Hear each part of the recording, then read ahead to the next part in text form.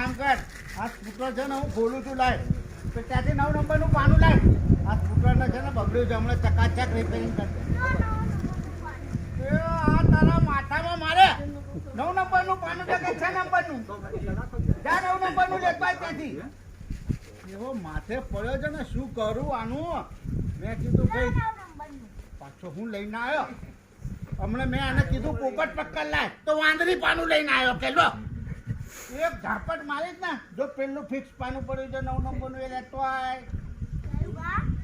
આના તો શું કરું નહીં, જો આના 9 નંબરનું પાનું કહેવાય બરાબર.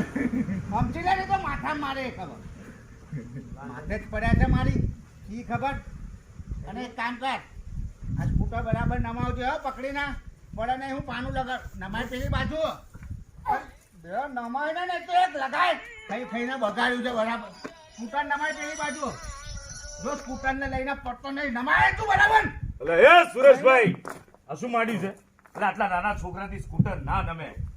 ભાઈ કામ કરવું હોય ને તો બધુંય થાય. આ હરામ હાડકાનો થઈ ગયો છે, આને કઈ કામ જ નહીં કરવું. અરે ભાઈ એ નાનું બાળક છે, તમારા કામ માટે કોઈ જવાન છોકરાને રાખો ને. તું જવાન છોકરાને રાખો ને. આ તમારા જેમ છે ને, મારે કઈ ફર્નિચર નો શોરૂમ નથી. મારે તો કેવું છે, આ કાળા કપડા થાય ત્યારે માણ રાત્રે રોટલા ભેગો થવું. એટલે તો કઉ છું ભાઈ કે આ નાના છોકરા પાસે કામ ન કરાવ, કોઈ જવાનિયાને રાખ તો તારું કામે વધારે થશે ને નફોય વધારે થશે. હું જવાનિયાને રાખ, આ બાજુ આવ. હા જવાનિયાને રાખું ને તો રૂપિયા આલવા પડે, પગાર આલવો પડે. આ તો આના છોકરાને વેતન નહીં આપવું પડે. આને શાનું વેતન આપવાનું? કેમ ભાઈ? આ તો નાનો છે, આને કામ જ શું કરે છે? આ તાપા તૈયાર કરે, ચા લઈ આવે છે, ઝાડુ પોછું કરે ને પાના આપે. અને કાલ ઉઠીને છે ને ધીરે ધીરે મારી જોડે રહેશે એટલે મારા જેવો નામી મોટો ફોરમેન બની જશે, મિકેનિક. કેટલો મોટો? આટલો મોટો.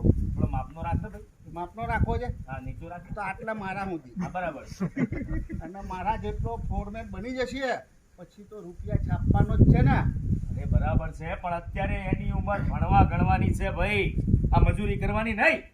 અરે એને ભણવા ગણવાની ઉંમર છે તો ભલે રહી, એ જવાબદારી કઈ મારી છે? એ જવાબદારી એના મા બાપની છે.